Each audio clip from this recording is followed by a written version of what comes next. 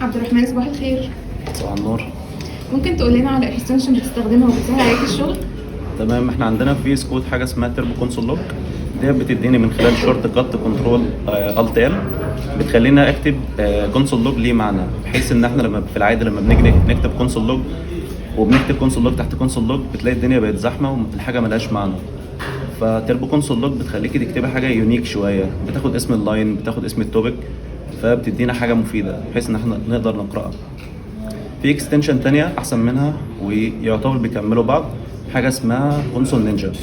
كونسول نينجا بتدينا حاجه اسمها ران تايم، بحيث ان انا كل ما اكتب كونسول لوج بيكتب لي جنبها الريزلت بتاعتها.